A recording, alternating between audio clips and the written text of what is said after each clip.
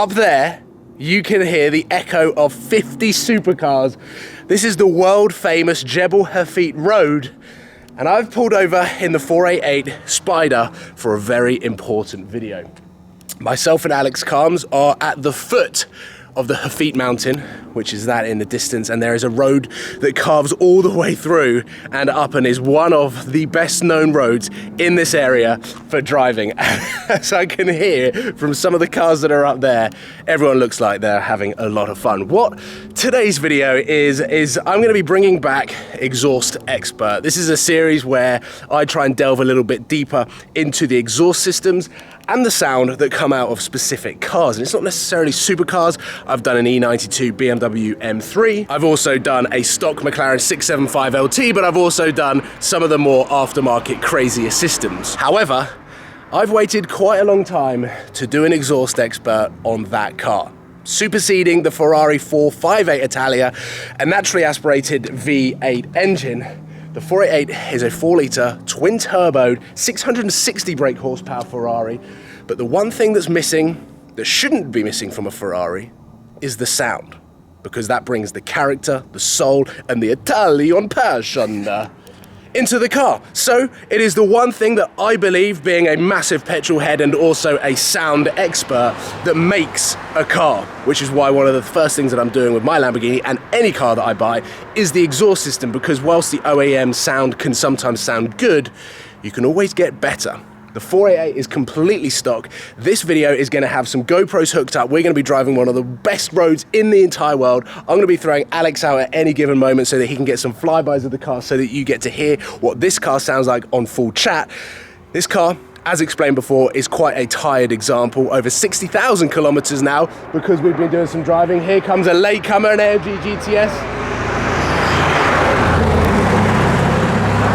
A prime example of a manufacturer that still manages to make twin turbo cars sound good. I'm going to leave it there. Let's get some revs of this beast, get some GoPros set up, and see how many flames out of 5 the 488 GTB/Spider gets. That's the first time that it's like popped on the starter.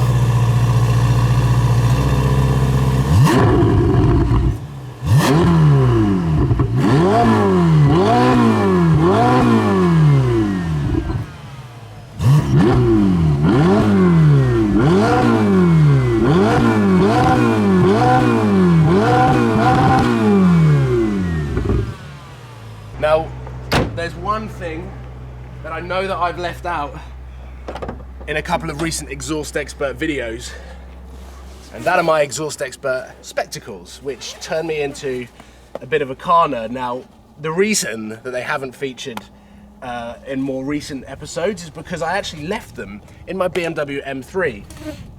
But luckily, I've got a pair that I feel like turns me into the Dubai edition of the Exhaust Expert. Are you guys ready? This is going to ruin the video, by the way. Let's go.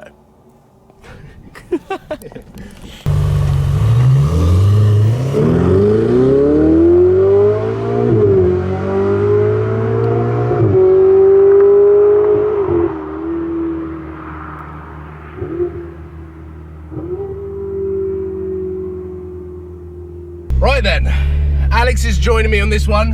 He hasn't got Exhaust Expert glasses on, meaning whatever he says, completely disregard. Not valid. But let's take it out of auto immediately and talk about the initial sound that you get from the 488 Spider. Fairly uninspiring, I would say. Yeah. The tone is a little bit flat. You can hear the turbos and it doesn't sound like a Ferrari.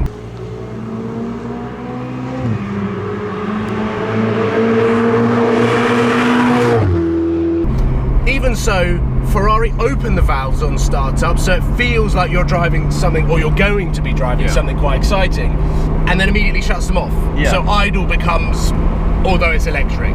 So that is a bit of a shame, and I understand that Ferrari have to do that probably for some sort of emissions regulations.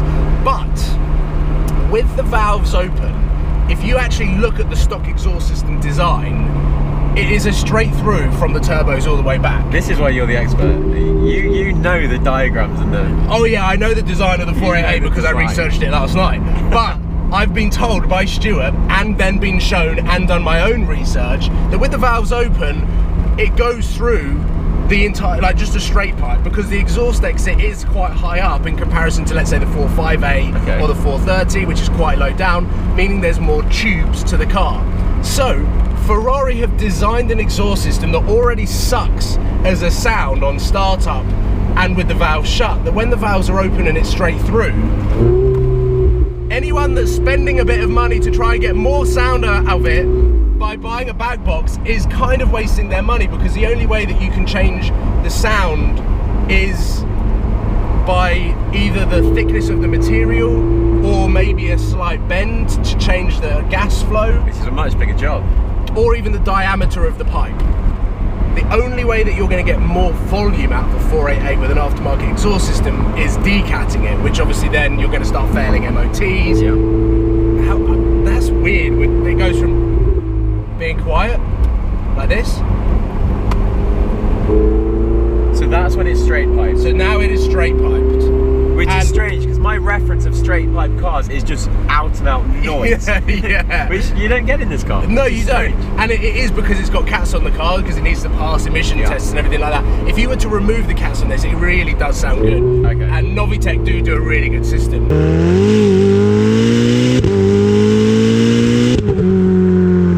Don't get me wrong, it's fast. Yeah. The gearbox is amazing. And the steering turning is exactly what you expect from Ferrari, incredibly precise. I think that's where the excitement comes from in this car, the fact that it is so fast and it is so precise, the gearbox is so good. We're not here to do a review on the car. Exactly, audibly I'm not inspired. Which is a shame, because Ferraris of old, pre-turbocharged, have been really good sounding cars. Even the first Ferrari California sounds quite good. Yeah. The turbocharged California and the Portofino sound dead, like the 488.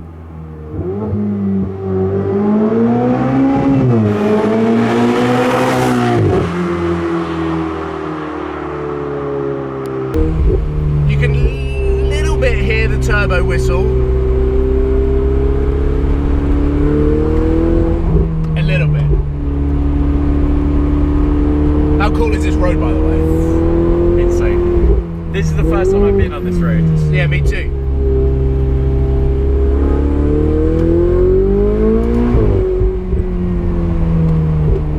And I'm sorry to Ferrari fans that love everything that Ferrari bring out. My favourite Ferraris are the 430 Scuderia and the F12. And on both of those cars, screaming exhausts. They are real screamers, and that is what I really love, and what I've grown up to know what Ferrari is with the Challenge Stradale, even with the 360, the 355. Put a tube exhaust on those and they sound incredible. I don't know about you guys, but are Ferrari getting lazy? Have they missed the trick with a few things? I'm taking this opportunity to have a little bit of a dig at Ferrari, because, as you well know, I'm not the biggest Ferrari fan, but I feel like I'm talking sense, right? Because you like Ferraris. I do like Ferraris. But I'm talking... You're talking 90% sense. 90% sense. So there will be people who are going to be picking up on things that they don't like it. Yeah. But it's fair criticism. Everything is well backed up. You're not saying anything unfairly. Don't get me wrong. Driving a convertible Ferrari on a day like today, on a road like this, that's not what I'm complaining about. Yeah, exactly. We have to remember that we're very spoiled in the cars that we get to experience. Yeah. Ordinarily, this would be an absolutely insane experience. It is. But we are looking for the faults in the car, because that's what we need to do. This is an exhaust expert. Exactly. We need to fully analyse subjectifying that piece of metal in the back and talking about that, rather than what we're actually doing. Exactly. Because this is a ridiculous dream come true. But as exhaust systems go, and as stock sounding cars go, there are better twin turbo card sounding cars on this rally. Yes.